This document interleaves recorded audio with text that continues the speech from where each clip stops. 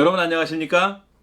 오늘은 지지난주에 격주로 진행하는 수요 프로그램 두 번째로 했던 11조는 헌금인가 세금인가에 이어서 세 번째로 하나님은 정말 당신 아들을 희생제물로 받기 원했을까? 라는 제목으로 말씀을 하도록 하겠습니다. 하나님은 정말 당신의 아들을 희생제물로 받고서야, 그걸 조건으로 해서야 사람들의 죄를 용서하셨을까? 이런 얘기입니다. 많은 기독교인들이 이렇게 생각하죠. 보혈의 피로 우리가 구원받았다, 이렇게 말하니까 그건 예수님이 십자가에 달려 죽지 않으면, 다시 말해서 예수님이 희생제물로 자신을 드리지 않았더라면 우리 죄가 용서받지 못했을 것이다, 이런 거잖아요. 그렇게 믿고 있고, 뭐 찬송도 엄청나게 많고요. 그런 주제로 다룬 찬송이 정말 그렇습니다. 그렇다면은 그게 이제 진실이라면, 그런 일이 없었다면은 우리 사람들의 죄를 하나님은 용서하지 않았을 것이다라는 얘기죠. 당신의 독생자 예수님이 당신의 목숨을 바쳐서 당신의 희생제물로 드리지 않았더라면 사람의 죄를 용서하시지 않았을 것이다, 하나님은. 그러니까 하나님은 그런 희생제물을 받고서야 비로소 하나님의 용서를, 사람들의 죄를 용서해 주시는 분이 되는 겁니다. 이게 사실 많은 그리스도인에게는 은혜의 원천이죠. 하나님이 우리를 이렇게 사랑하셨구나. 당신의 아들을 희생제물로 드리고서야, 당신의 아들이 희생제물로 당신을 드릴 정도로 우리를 사랑하셨다, 이렇게 생각하지만, 또 어떤 사람에게는 야, 하나님이 뭐 꼭 그래야 사람의 죄를 용서해? 하나님이 꼭 그렇게 피를 보셔야, 당신의 아들을 희생제물로 받고서야, 그제서야 사람의 죄를 용서하시는 그런 분이야? 그렇게 살벌한 분이야? 라고 생각하는 분도 있고, 사실 그리스도인이 아닌 사람들은 이런 주장이, 그러니까 예수님이 당신의 희생제물로 바쳐서 우리 죄를 용서해 주셨다, 하나님이. 그 주장이 어떤 은혜의 원천이 되기보다는 기독교에 대한 어떤 기독교가 싫은 이유가 되는 겁니다. 안 그렇습니까? 야, 그렇게 무슨 하나님이 그런 하나님이 다 있어? 피를 봐야 되는 하나님이야? 이렇게 생각하는 거죠. 이게 사실 그러니까 주변부의 문제가 아닙니다. 이 문제는 우리가 하나님을 어떻게 생각하느냐, 어떤 분으로 생각하느냐, 그리고 그리스도께서 이 땅에 오셔서 하신 일을 어떻게 성격 규정하느냐 하는 것과도 밀접히 연결되어 있는 그런 중요한 주제가 되겠습니다. 오늘 얘기하는 시간이 조금 길어질 겁니다. 평소보다 좀 한 30여 분으로 끊을 수 없을 것 같아요. 그러니까 미리 여러분께 말씀드립니다. 자, 이런 얘기부터 한번 해볼까요? 우리 인류 역사에 식인종이 있었을까요? 사람의 고기를 먹는 종족, 식인종이죠. 일상적으로 사람의 고기를, 아니면은 가끔이지만 식용으로, 그러니까 어떤 뭐 제사의식이나 이런 게 아니라 그냥 식용으로, 우리가 음식 먹듯이 어떤 고기를 먹는 사람들이 소고기, 닭고기, 돼지고기 먹듯이 사람 고기를 그렇게 일상적으로 먹어온 종족이 있을까요? 식인종이 정말 있을까요? 페루인지 어디에서 오래전에, 뭐 나라는 정확하지 않습니다, 비행기 사고가 났어요. 그래서 아주 산악 지역에 비행기가 떨어져 가지고 구조를 받는데 엄청 오랜 시간이 걸렸고요. 그래서 그때 살아남은 사람들이 죽은 사람들의 고기를 먹었다는 얘기를 해서 충격에 빠뜨린 적이 있었습니다. 사람들을 아주 충격에 빠뜨린 적이 있습니다. 사람이 사람 고기를 먹은 거예요. 그건 살기 위해서, 생존하기 위해서. 그런 경우는 있지만 그 다음에 또 인류학자들의 그 조사 보고에 의하면은 어떤 종교의식의 일환으로, 이건 일상적인 게 아니죠. 뭐 식용으로 먹는 거 아니죠. 종교의식의 일환으로 사람고기를 먹는 풍습을 가졌던 종족이 있었다 그래요. 그리고 어떤 종족은 또 전쟁을 해서 아주 자기들을 괴롭힌 그런 종족을 무찔렀어요. 그래서 그 일종의 보복으로 그 사람들의 고기를 먹은 그런 종족도 있다고는 합니다. 그렇지만 일상적으로 식용으로 사람의 고기를 먹는 종족은 없다라고 하는 것이 이 인류의 기원을 쓴 이상희 교수의 주장입니다. 인류의 기원이라고 굉장히 유명한 책이에요. 처음에 한글로 나왔는데 저자 본인이 영어로 번역을 했죠. 그 다음에 뭐 중국어, 일본어, 스페인어, 우리가 알지도 못하는 나라 말로 뭐 굉장히 많은 언어로 번역되어 있는 전 세계적인 베스트셀러입니다. 근데 이 베스트셀러가 처음에는 우리말로 나온 책이었었어요. 인류의 기원, 굉장히 좋은 책인데 이 책의 첫 챕터에 식인종은 과연 있었을까라고 하는 질문을 던지고 답을 합니다. 그러니까 우리 사람들이 어떤 식인종이라는 종족이 있다는 생각을 하게 된 이유는 뭐냐? 제일 큰 원인은 헐리우드 영화라 그래요. 헐리우드 영화에서 그런 종족들이 많이 등장하니까 그렇지, 실제로는 일상적으로 식용으로 사람의 고기를 먹었다는 그런 증거는 없답니다. 아직 현재까지는 그런 증거는 없다고 해요. 일상 음식으로 인육을 먹은 식인종은 없었다라는 겁니다. 그렇다면 여기서 따라서 나오는 꼬리에 꼬리를 무는 질문은 또 뭐냐면은, 이스라엘 사람들은 하나님께 사람을 제물로 바친 적이 있었을까? 이건 식인종과는 좀 다른 문제입니다. 그러니까 말하자면 만약에 사람을 제물로 바쳤다면은 식인이 아니라 식신이죠. 식신. 아니, 식신인가? 식인 신이지. 잘못 얘기했습니다. 사람을 먹는 신이에요. 제물을 바치면서 하나님이 그걸 잡수신다고 생각했으니까. 이스라엘 사람들이 사람을 하나님께 제물로 바친 적이 있었을까요? 이런 질문을 던지게 됩니다. 그 대답은 조금 이따 해보도록 하고, 일단 이런 질문에 대한 그 대답부터 찾아보겠습니다. 일단 짐승을 죽여서 신에게 제물로 바치는 제사 제도는 언제 어디서 유래했을까 하는 겁니다. 제가 지금 말씀드리는 그 지역적 범위는 에집트, 가나안, 메소포타미아입니다. 고대 중동지방입니다. 이스라엘 속해 있는 중동지방. 다른 예를 들어서 뭐 아메리카 대륙이나 무슨 거기 원주민들이 언제 그렇게 했는지, 중국이나 인도나 이런 아시아 대륙, 아프리카 대륙에서 언제 그렇게 했는지는 지금 논외고요. 그걸 말하려는 게 아니라 이스라엘이 속해 있는 고대 근동지방, 고대 중동지방에서 짐승을 죽여서 제물로 바치는 제도는 언제 어디서 누가 그런 제도를 시행했을까 하는 겁니다. 근데 자료를 살펴보면은 고대 중동지방, 그러니까 이집트나 메소포타미아나 가나안 지역을 다 포함해가지고 고대 중동지방에서는 이스라엘이라는 종족이 비교적 후발주자인데요. 나중에 생겨난 종족인데, 이스라엘이라는 종족이 태어나기도 전에, 형성되기 전에 이미 광범위하게 짐승을 잡아서 신에게 제사 드리는 풍속이, 제도가 있었다는 겁니다. 그러니까 고대 중동 지방에 사는 다양한 부족들에게는 이 짐승을 바쳐서 드리는 제사 제도가 매우 익숙한 제도였고 오랫동안 시행되어 왔다는 거죠. 언제 처음 시작했는지는 모르지만 상당히 이스라엘이 태어나기 전에도, 이스라엘이 탄생되기 전에도 이미 오랫동안 그런 그 제도를 시행해 왔다는 거죠. 그 짐승을 제사로 바치는 제도는 오래전부터 있었습니다. 그거는 팩트입니다. 사실입니다. 그렇다면 사람을 제물로 바치는 제도는 어땠을까? 그것도 오래전부터 있었을까?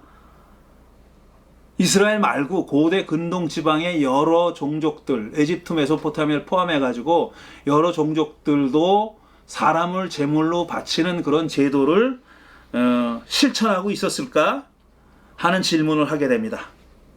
기록을 살펴봐야죠. 일단 기록을 살펴봐야 되는데 제가 다른 기록보다는 구약 성서에 기록되어 있는 직간접적인 기록들만 살펴보겠습니다. 예를 들어 에집트나 메소포타미아 지역에도 기록이 남아 있어요. 남아 있는데 그걸 다 살펴볼 시간은 없고요.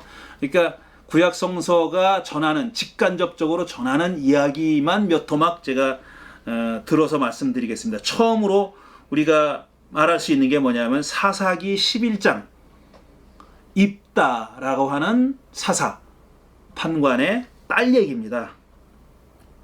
사사기 11장 34절 이하인데 얘기가 이렇게 됩니다. 입다가 자기 나라를 쳐들어온, 그러니까 이스라엘을 쳐들어온 암몬이라는 사람들과 이제 싸우게 됐어요.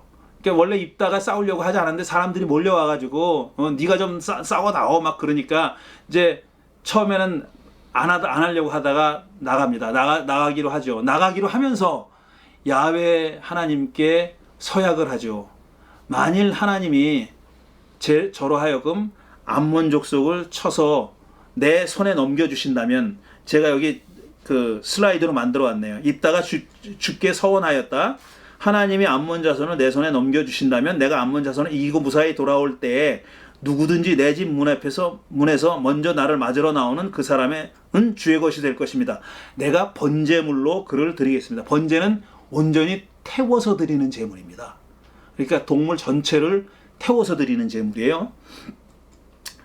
그렇게 약속을 했어요. 그리고 나서 제가 중간은 생략했습니다.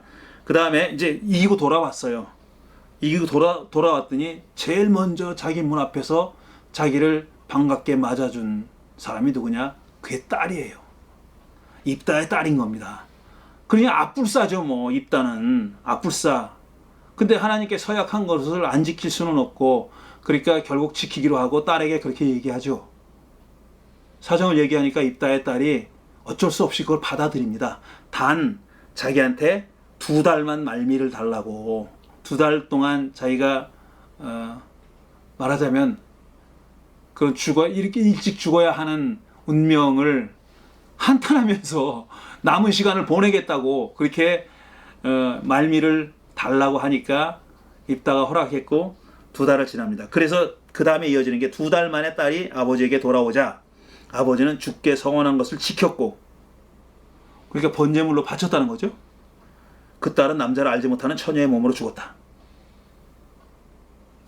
그러니까 지금 이 얘기는 인신공양을 했다는 얘기예요.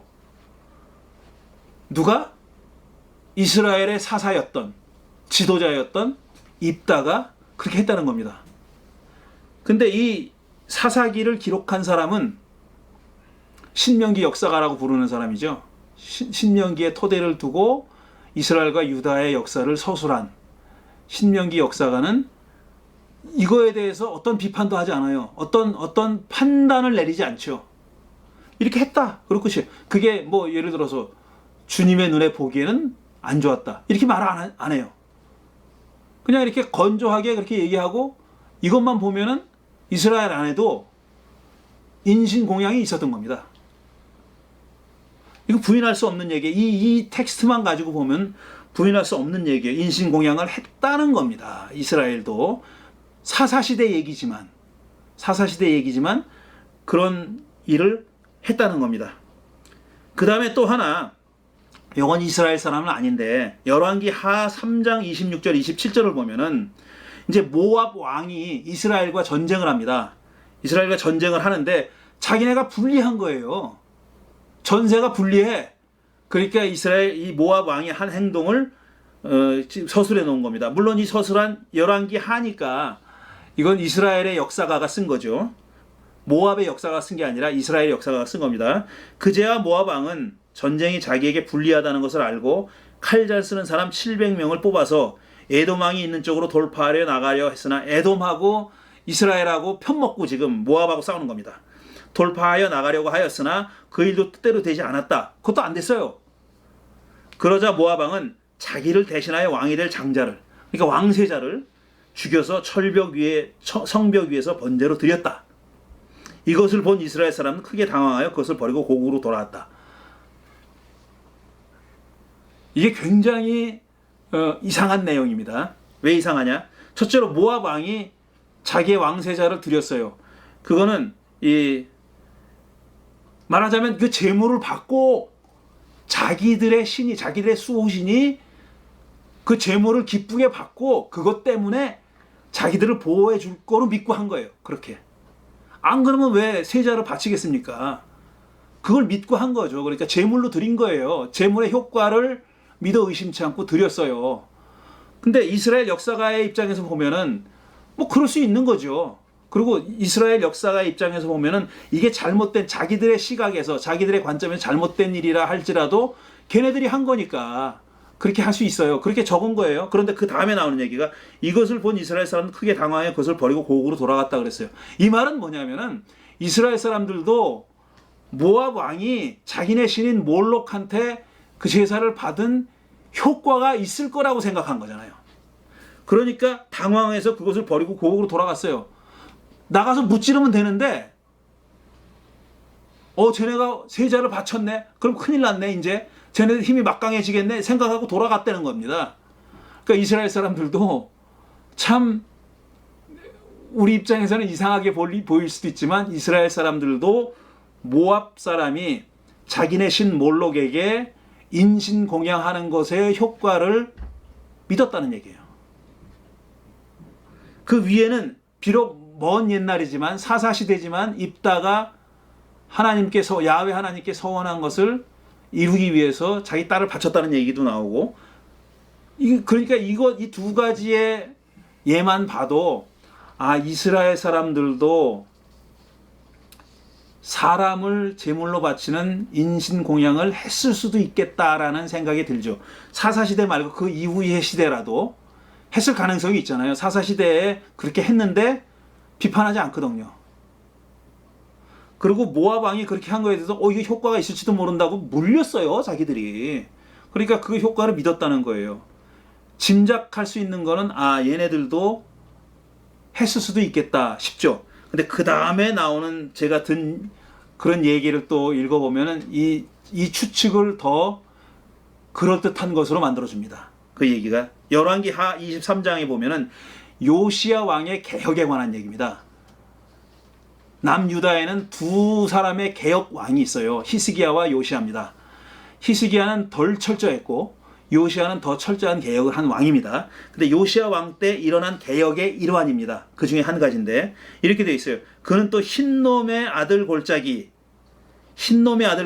지금 여러분이 슬라이드로 사진으로 보시는 건데 저렇게 생긴 골짜기입니다. 지금 찍은 사진이지만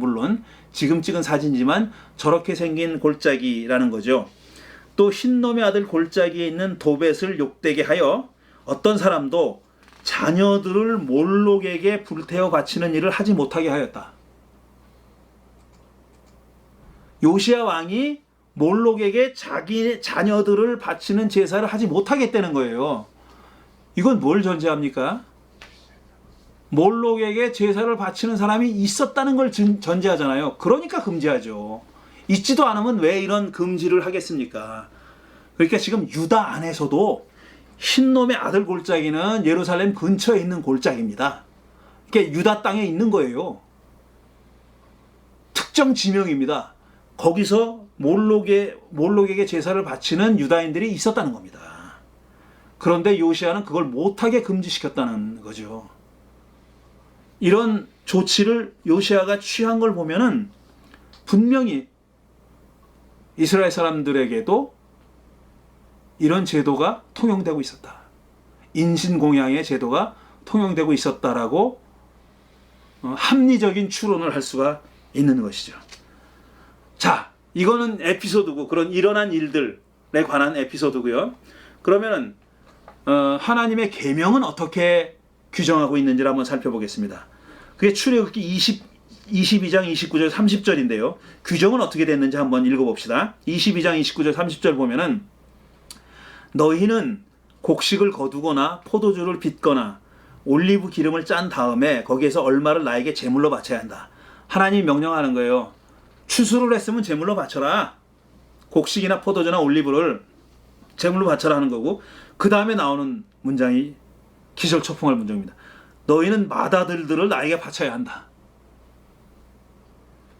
자, 그 앞에 나에게 제물로 바치라 그랬어요. 근데 이 앞에 바치는 제물은 다 곡식들입니다. 곡식들을 제물로 바치라 그런 거예요. 이건 동물은 아니. 물론 동물도 제물로 바쳐야 돼. 그 다음에 나오잖아요. 너희 소나 양도 처음 난 것은 나에게 바쳐야 한다. 근데 소나 양, 곡식 그 가운데 맏아들에 대한 얘기가 나와 있어요. 너희는 맏아들들을 나에게 바쳐야 된다고 그랬어요. 마저 읽으면은 너희 소나 양도 처음 난 것은 나에게 바쳐야 한다. 처음 난 것들은 이래 동안은 어미와 함께 있게 하고 여드렛 날에는 나에게 바쳐야 한다. 이렇게 돼 있어요. 이스라엘 사람들의 할례 제도가 있죠. 할례도 여드렛 만에 하는 겁니다. 근데 여드렛 만에 바치려는 거예요. 근데 이 문장을 이 규정을 그대로 읽으면은 곡식도 바치고 소나 양도 처음 난 것은 바치고 사람도 바쳐라 이거야. 방식은 소나 양을 바친 거랑 똑같이 바치라는 얘기죠. 그러니까 이거는 맏아들들을 제물로 바치라는 얘기예요. 여기 어떤 유보 조항도 없습니다. 출애굽기 22장에는 유보 조항도 없어요. 그런데 출애굽기 13장 12절과 13절, 그다음에 34장 19절 등에 보면은 맏아들을 바치는 것에 대한 대체물 규정이 있습니다.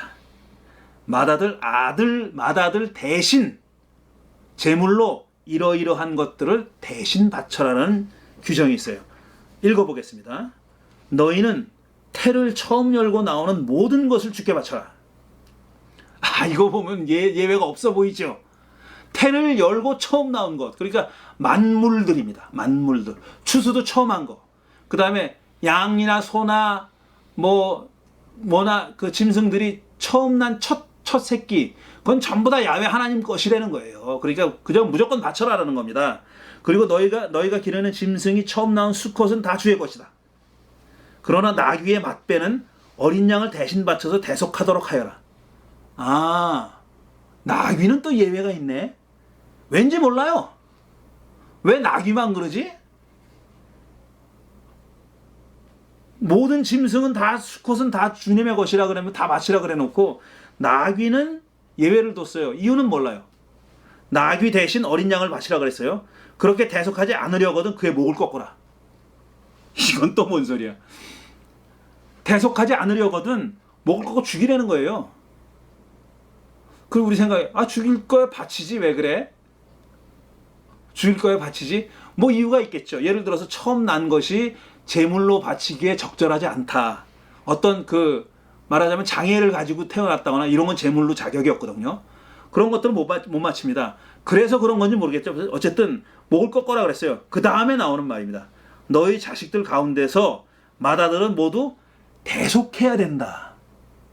그게 뭐냐면은 맏아들은 모두 대체물로 바쳐야 된다 이런 뜻이에요.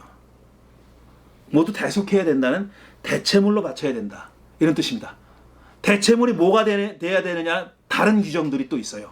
근데 제가 시간 관계 때문에 요것만 딱 가지고 왔는데 사람의 맏배는 대체물을 바치도록 규정이 되어 있습니다. 이거는 명백하게 출애굽기 22장에 나와 있는 계명과는 배치되는 거예요. 그 위에는 그런 유보 사항이 없습니다. 대체물 규정이 없어요. 그 학자들은 어떻게 추측을 하냐면은 출애굽기 22장이 원래 있었던 계명이다. 그러나 후대에 이것을 이거는 부적절하다고 생각해가지고 변경을 한 거다. 이렇게 봅니다.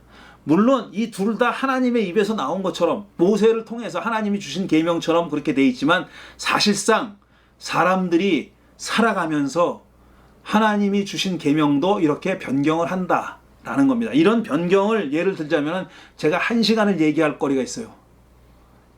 이게 시대가 바뀌면서 똑같은 율법 조항이, 그러니까 예를 들어서 어떤 노예에 관한 조항이요.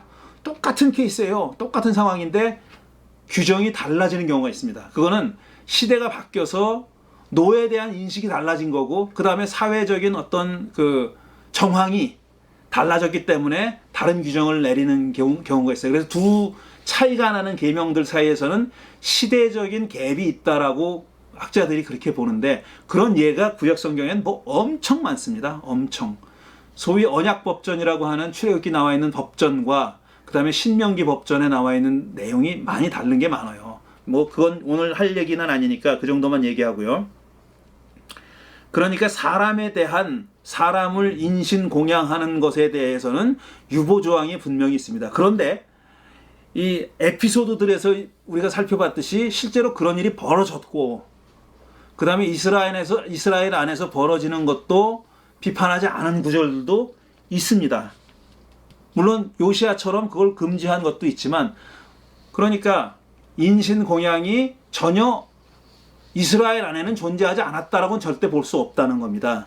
존재했었고요. 민간 신앙 가운데 존재했든지 공식적으로 존재했든지는 그거는 따져볼 문제지만, 분명히 그런 제도가 있었고 그게 문제가 있다고 해서 그걸 금지하는 제도도 만들어졌던 겁니다. 그런데 결정적으로 중요한 구절이 뭐냐면 창세기 22장, 아브라함이 이삭을 바친 바로 그 얘기입니다. 모리아산에서 이삭을 바친 얘기인데, 긴 얘기 다 줄이고 맨 마지막에 천사가 나타나서 한 얘기만 할게요. 아브라함이 죽이려고 그랬잖아요. 그래서 칼을 들어서 막 내려치려고 그러는 찰나에 천사가 나타나서 아브라함아 불렀고, 됐네 이 사람아. 그리고 중단시키잖아요. 그 대목입니다. 천사가 말하였다. 그 아이에게 손을 대지 말아라. 그 아이에게 아무 일도 하지 말아라. 그랬어요. 손대지 마라. 죽이지 말아라. 제물로 바치지 말아라. 내가 너의 아들 너의 외아들까지도 나에게 아끼지 아니하니 내가 하나님 두려운 줄을 내가 알았다 그랬어요. 그러니까 이게 만약에 시험이었다면, 하나님이 아브라함에게 내린 시험이었다면, 창세기 22장 1절 그렇게 생각합니다. 아브라함을 시험해서 이렇게 명령했다 이렇게 나와요. 시험이라는 말이 나와요. 시험이라면은 그 시험의 내용은 아들을 바치느냐 마느냐 하는 거예요. 근데 아들을 바치라는 명령이 아브라함 생각에, 하나님은 절대로 그런 명령 하실 분이 아니야. 이스라엘 안에도 그런 거는 절대로 있을 수 없는, 말도 안 되는 그런 제도고 명령이야 라고 생각했으면 아브라함이 이렇게 했을까요? 그러지 않았을 거예요. 아브라함이 이런 시행을 하고 정말 칼까지 들었던 이유는 뭐냐면은 그게 가능한 일이었기 때문에, 하나님께 자식을 제물로 바치는 일이 절대로 일어날 수 없는 일은 아니었기 때문에 그랬던 거죠. 저는 여기까지는 얘기할 수 있다고 생각해요.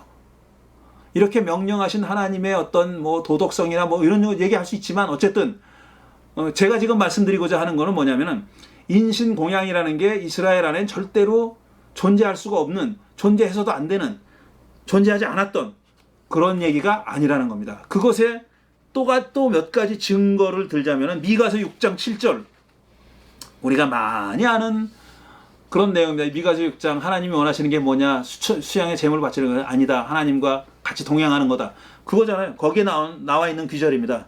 수천 마리의 양이나 수만의 강줄기를 채울 올리브 기름을 드리면 주께서 기뻐하시겠습니까?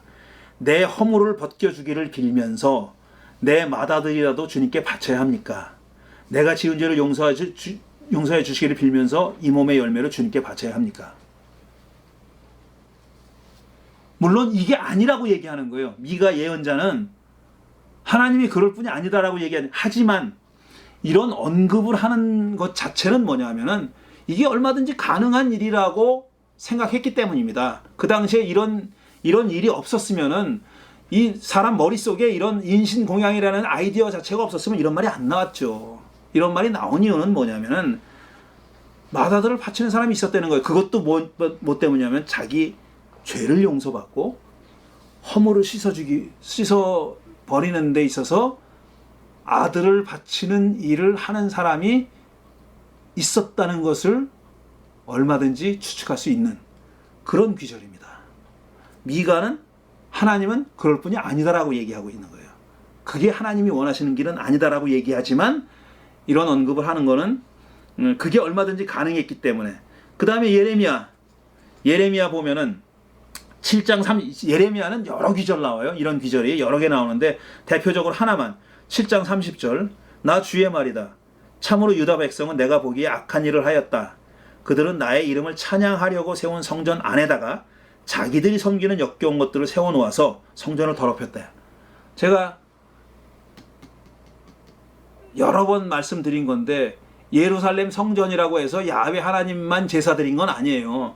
예레미야가 얘기하는 거 보십시오. 성전 안에 자기들이 섬기는 역겨운 것들, 그러니까 다른 이방신들, 다른 야훼 아닌 신상들을 갖다 놨다는 얘기입니다. 그게 더럽혔다는 거죠.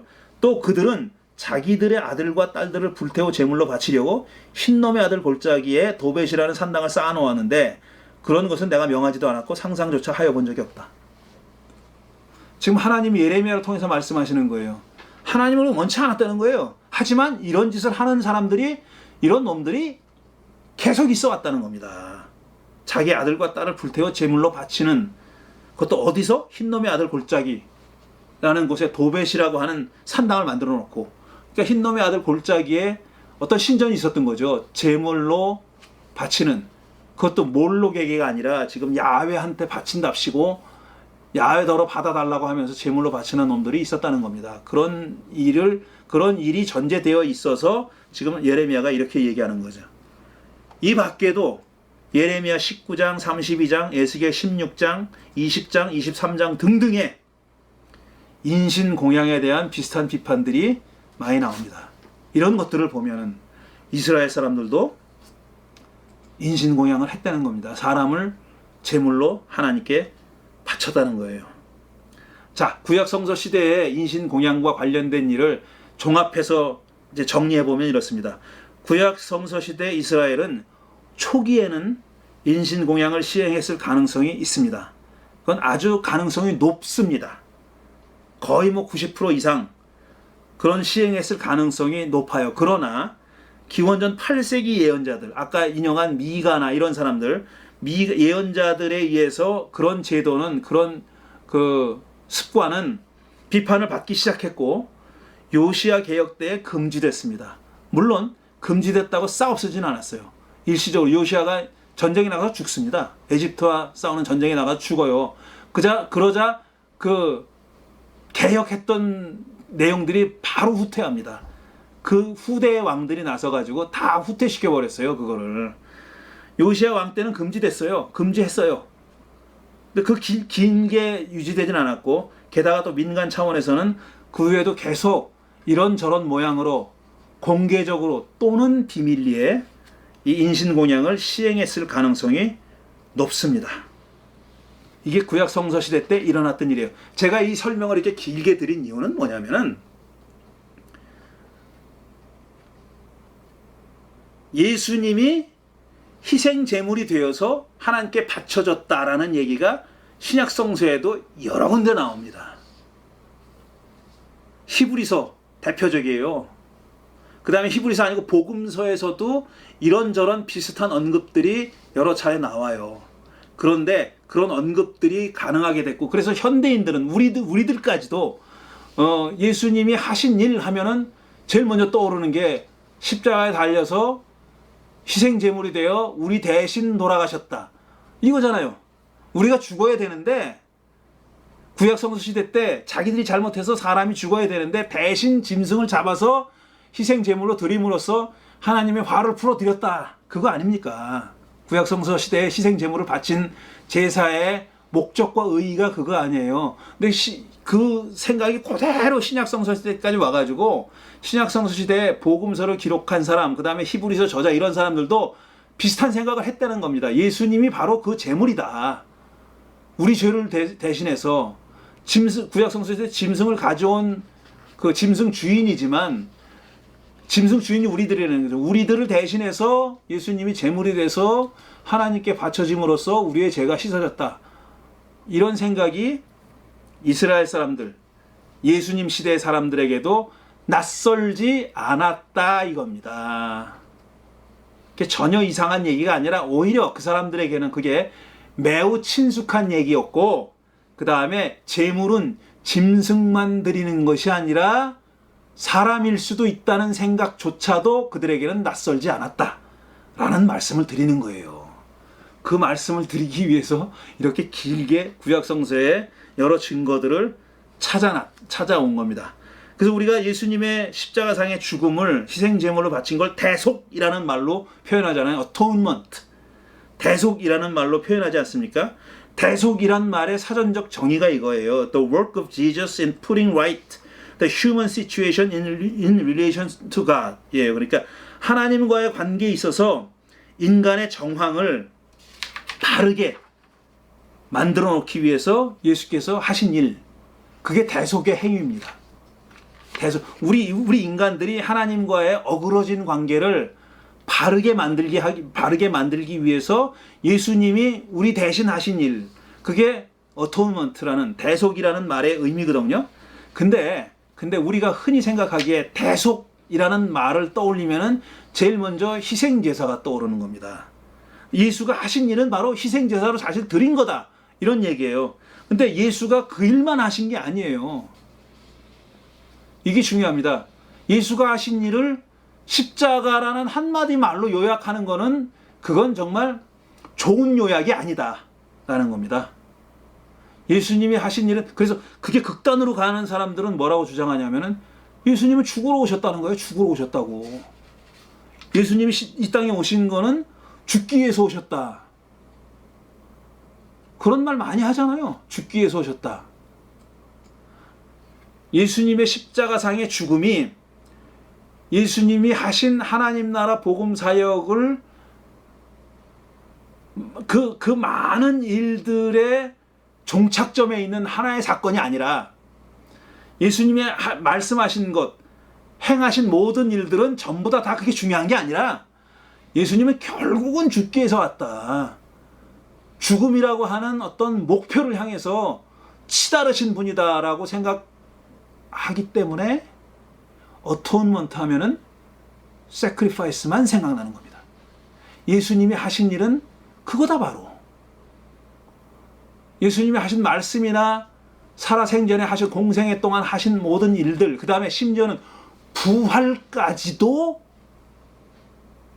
십자가 죽음에 종속되는 걸로 생각합니다. 죽음의 십자가의 필연적인 결말이 부활이 아니에요. 우리 그렇게 생각하면 안 돼요. 예수님의 십자가의 자연스러운 결말이, 자동적인 결말이 부활이 아닙니다. 그건 사실은 아무도 생각하지 못했던 놀라운 일입니다. 상상하지 못했던. 근데 복음서 보면 여러 번 예수님이 죽음과 부활을 예언하신 걸로 돼 있죠. 그거는 사후 예언입니다. 사후 예언은 죽은 다음이 아니라 일이 벌어진 다음에 일어난 일을 사전에 예수님의 입에다 갖다 놓은 거예요. 이건 속된 말로 하면은 빼박이에요. 이거는 누구도 의심하지 않아요. 그러니까 신약 성서를 학문적으로 연구하는 사람들이라면 누구도 의심하지 않는 겁니다. 제가 이 단언할 수 있어요. 거기에 대해서는. 제가 이 말을 듣고 아주 보수적인 학자들은 저놈은 역시 그런 놈이로구나, 이렇게 그렇게 말해도 할 수 없어요. 이건 그런 거예요. 예수님은 내가 죽으면 3일 만에 뿅 하고 다시 살아날 거야, 이렇게 생각하고 죽음으로 더벅더벅 걸어 들어가신 분이 아니에요. 겟세마네 기도를 보십시오. 예수님이 그걸 어떻게든지 피하려고 그랬고, 예수님도 그 무슨 일이 일어날지 몰랐지만 두려운 일이었었고, 그게 예수님의 심정이에요. 예수님의 십자가를 대하는, 당신이 하신 일이 그렇게 결말이 될 거라는 불길한 예상을 늘 가지고 계셨던 바로 예수님이 그 다음 단계에 대한 생각이 백지였기 때문에 겟세마네 기도를 들으신 겁니다. 제가 드리고 싶은 얘기는 예수님이 하신 일, 이 정의에서, 제가 방금 얘기한 정의에서 The work of Jesus, 예수님의 일, 그건 십자가와 이퀄이 아니라는 거예요. 거기다 플러스 많은 알파가 있습니다. 십자가는 그 중에 하나예요. 십자가로 볼 때만 sacrifice가 전부 다가 되는 거예요. 그렇지 않아요. 예수님이 하신 일은 십자가 달려 죽은 일이 전부 다가 아니라는 얘기를 제가 지금 힘주어 하는 거예요. 만약 그렇다면 부활은 뭡니까? 부활은 십자가만큼 중요하지 않은 사건입니까? 그렇지 않잖아요. 사실 부활이 있기 때문에 십자가의 의미가 제대로 살아나는 거죠. 부활이 있었기 때문에. 안 그러면 무익한 죽음이죠. 그야말로 부활이 없었다면. 그래서 신약 성서를 보면은 예수님이 하신 일이 십자가상에서의 죽음, 소위 일부의 해석이 말하는 희생제사가 전부다가 아니라는 그런 귀절들도 무수히 많이 있습니다. 몇 가지만 들면 고린도전서 15장 17절 보면은 그리스도께서 살아나지 않으셨다면 여러분의 믿음은 헛된 거다 그랬어요. 여러분의 믿음은, 우리의 믿음은 예수님이 십자가에 달려 죽으셨다는 것이 전부다가 아니라 만일 예수님이 살아나지 않으셨다면 우리의 믿음은 헛된 거다. 그렇게 말합니다. 그러니까 예수님이 하신 일에 사실상 정점은, 클라이막스는 부활 사건입니다. 고린도전은 그렇게 얘기하는 거예요. 여러분의 믿음은 헛된 거고 여러분은 아직도 여러분의 죄 가운데 있을 것입니다. 단언하잖아요. 바울이 단언하잖아요. 예수님이 다시 살아나지 않으셨다면 우리 믿음은 다 꽝이다. 헛거다 이렇게 얘기하는 거죠. 그 다음에 베드로전서도 마찬가지예요. 베드로전 1장 3절 보면은 하나님께서는 그 크신 자비로 우리를 거듭나게 하시고 예수 그리스도를 죽은 자 가운데서 죽은 사람 가운데 다시 살리심으로써 우리에게 산 소망을 안겨주셨다. 우리가 희망을 가지고 있고 소망을 가지고 있는 근거가 뭐냐? 베드로전서 기자는 하나님이 예수 그리스도가 죽은 자 가운데서 다시 살아나신 거 그거다 이거예요. 부활이다 이겁니다. 우리의 소망은 부활에 있는 거고 예수님이 하신 The Work of Jesus의 가장 중요한 피크는, 클라이막스는 부활이라고 얘기하고, 우리가 희생 제물이 다가 아니라니까요. 십자가의 죽음이 다가 아니라고요. 게다가 말이에요. 게다가 예수님의 죽음의 의미를 해석하는 해석도 여러 가지입니다. 구약 성서에서, 신약 성서에서 예수님이 죽었다는 의미, 예수님의 죽음을, 십자가상의 죽음을 바라보는 시각도 여러 가지예요. 첫째가 희생제사 있어요. 희생제사 분명히, sacrifice가 분명히 있어요. 게다가 우리 현대인들에게 그게 가장 강력한 영향력을 끼치고 있는 메타포입니다. 십자가 사건만 가지고 얘기하는 게 아니라 십자가 사건이 가지고 있는 의미가 있잖아요. 그 의미는 단지 예수님이 십자가에서 죽었다, 피 흘리고 죽었다라는 것 이상이잖아요. 그거에 넘치는, 그걸 초월하는, 넘어서는 의미를 가지고 있죠. 희생제사라는 의미를 가지고 있어요. 일단 예수님의 죽음의 의미가 마가복음 10장 24절이나 고린도전서 15장, 히브리서 2장, 요한복음 1장 이런 데 있습니다. 그 중에 하나만 들어볼게요. 제가 히브리서 7장 27절을 들었습니다. 제가 그는 다른 제사장들과는 다릅니다.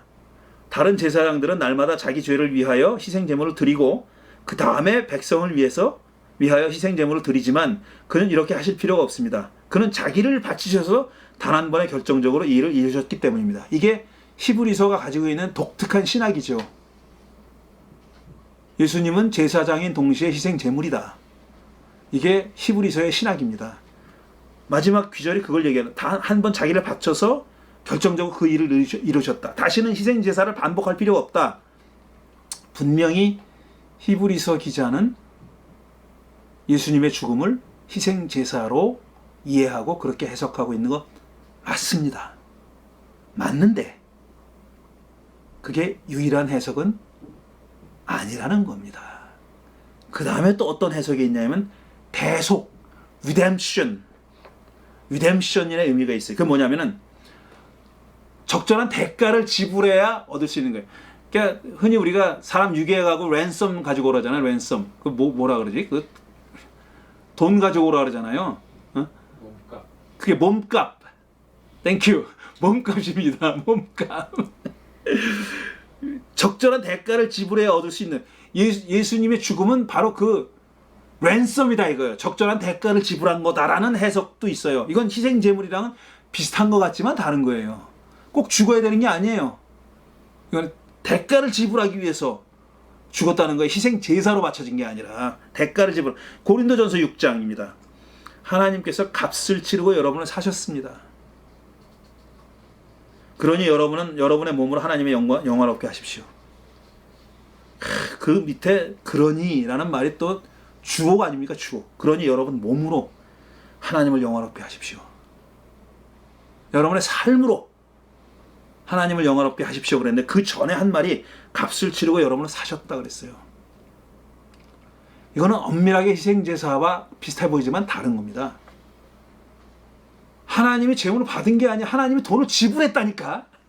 하나님이 돈을 받은 게 아니에요. 지금 고린도전서에서 바울이 하고 있는 얘기는 하나님이 돈을 지불했다는 거예요. 누구한테 지불했는지 몰라. 근데 지불했어요. 하나님이 지불하고 값을 치르고 우리를 사들였다 이거예요. 유괴범한테 돈을 주고 우리를 돌려받았다 이렇게 얘기하시는 거예요. 이건 희생 제물하고 다른 거죠. 전혀 달리 얘기하고 있습니다. 대속은 그러니까 sacrifice는 redemption하고 똑같은 게 아니에요. 대속의 의미가 있고, 그 다음에 세 번째로 악한 세력에 대한 승리. 예수님의 십자가가, 죽음이 그런 거라는 거예요. 그것도 고린도전서 15장입니다. 이 바울이 같은 서신에서 이렇게 다양한 방식으로 예수님의 죽음을 설명하고 있다는 것이 눈길을 끕니다. 뭐라고 되어 있냐면, 그 다음에는 마지막이 올 것인데 그때 그리스도께서 모든 통치와 권위와 권력을 폐하시고 그 나라를 하나님 아버지께 바치실 것입니다. 하나님께서 모든 원수를 그리스도 발 아래 두실 때까지 그리스도께서 다스리셔야 합니다. 마지막 악한 세력에 대한 승리, 세상의 통치자와 세상의 권력자들, 권력에 대한 파워에 대한 승리를 얘기하는 거예요. 예수님이 죽음으로써 이것을 이룩하셨다라는 얘기를 지금 바울이 하고 있는 겁니다. 또 다른 의미죠. 또 하나의 네 번째로는 화해, reconciliation, 화해라는 의미를 가지고 예수님이 죽음으로써 화해를 이루셨다 이거예요. 에베소 2장 14절, 굉장히 많이 읽히는 중요한 귀절이죠. 에베소 2장 14절부터 그리스도는 우리의 평화이십니다. 그리스도께서는 유대 사람과 이방 사람이 양쪽으로 갈려 있는 것을 하나로 만드신 분입니다. 그는 유대 사람과 이방 사람 사이를 가르는 담을 자기 몸으로 허무셔서 원수된 것을 없애시고 여러 가지 조문으로 된 계명과 율법을 폐하셨습니다. 이렇게 단정적으로 말할 수 있는 바울입니다. 폐하셨습니다. 율법의 조문들을 다 폐하셨습니다. 그건 이제 쓸모가 없습니다. 그 시대는 끝났습니다. 라고 말하고 있는 겁니다. 그것은 이 둘을 자기 안에서 하나의 새 사람으로 만드셔서 화해시키셔서, 그러니까 평화를 이루시고 원수된 것을 십자가로 소멸하시고 죽음으로 소멸하시고 십자가로 이 둘을 한 몸으로 만드셔서 하나님과 화해시키려는 것입니다. 이보다 더 분명한 게 어디 있어요? 이거는 화해의 사역이라는 거예요. 희생 제물이 아니라 하나님이 그걸 받고 오케이, 나를 만족시켜서 너희들, 희생 제물은 그런 겁니다. 고대 중동에서 희생 제물로 짐승 바친 거는 그거예요. 그 신의 마음을 풀어드리는 거예요. 신이 뭔 일인지 모르지만 화가 나가지고 우리들한테 재앙을 주고 불행을 줬는데 그거를 어떻게든지 없애려면은 이렇게 바쳐서 마음을 풀어드려야 된다. 그거거든요. 그게 또 이스라엘 안에서도 여전히 그런 생각이 통용됐고요. 오랫동안 그렇게 됐고 그렇게 했고, 이 사람들은 그게 오랫동안에 지켜오던 관습이었고, 심지어는 인신공양도 그 가운데 포함되어 있었을 거라고 추정하잖아요. 그런데 그게 아닙니다. 지금 이 얘기는 화해시키는, 풀어드리는 게 아니라 담을 헐고, 본래부터 가로막고 있었던 담을 헐고 둘을 하나로 만드셨다, 이런 얘기죠. 전혀 다른 얘기입니다. 그 다음에 계시의 의미가 있어요.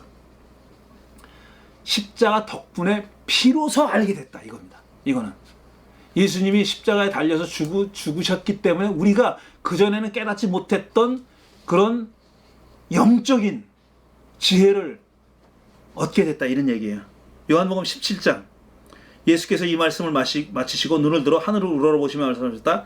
아버지 때가 왔습니다. 아들을 영광되게 하셔서, 그랬잖아요. 영광되게 하셔서는 역설적으로 표현한 겁니다. 십자가에 달린다는 얘기예요. 영광되게 하셔서 아들이 아버지께 영광을 돌리게 하여 주십시오. 그전에는 깨닫지 못했던 그런 영적인 지혜를 깨닫게 해주셨다는 겁니다. 자, 이런 귀절들을 살펴보면은 예수님의 죽음이 희생제나 하나로만 이해되지 않았다. 신약성서에, 제가 구약성서를 하다 보니까 성사문야 구약이 나오네. 신약성서의 다양한 구절들은 예수님의 죽음을 다양하게 해석하고 있고, 다양한 시선을 가지고 선포하고 있고요.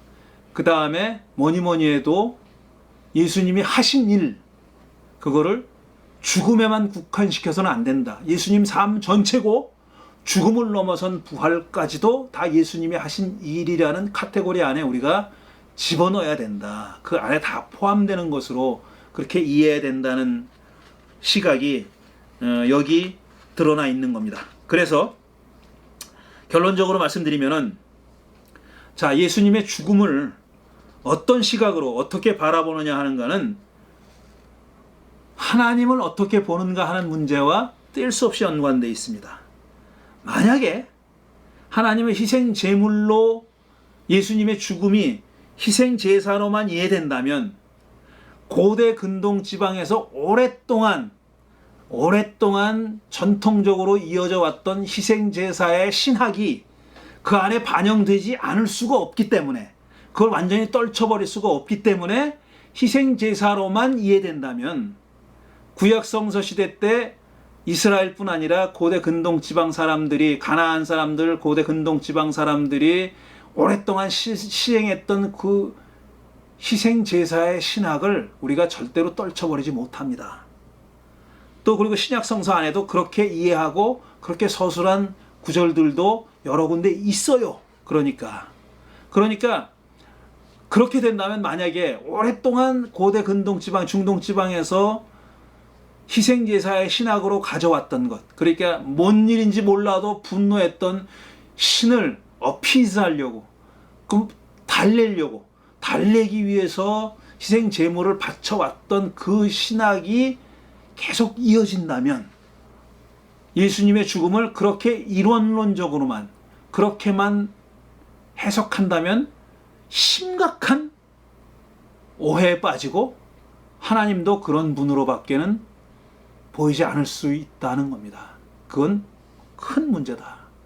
하나님은 그런 분이 아니고, 우리가 조금 더 발품을 팔아서, 발품이 아니라 머리품을 좀 팔아서 좀 성서를 제대로 읽고 그 다음에 제대로 해석하고 제대로 읽고 해석하는 그런 해석을 좀 추구하면서 생각해 보면은 이미 예수님의 죽음을 다양하게 해석하고 이해하는 그런 시각들이 신약 성서에 있고, 그런 시각들은 하나님을 전혀 다른 분으로 그리고 있다는 것, 그거를 우리가 기억해야 되고, 그리고 조금 더 저는 한 걸음 더 나가고 싶은데, 이제는 희생제사 신학을 버릴 때가 됐습니다.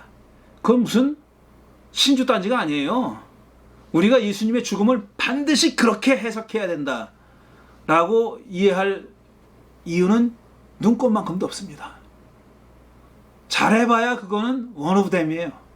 여러 해석 중에 하나고, 우리는 여타 다른 더 훌륭한 해석들, 더 훌륭하다기보다는 더 우리 시대에 꼭 필요한 해석들을 도외시하고 오랫동안 살아왔습니다.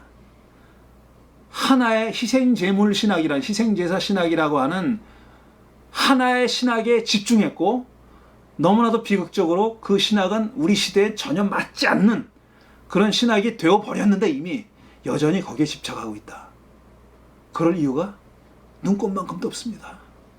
우리는 더 적절한, 우리 시대에 더 맞는 새로운 미래를 열어나갈 수 있는, 새로운 미래를 열어나가는데 더 적절한 신학을 얼마든지 선택할 자유와 권리가 있고, 심지어는 그렇게 해야 한다는 겁니다.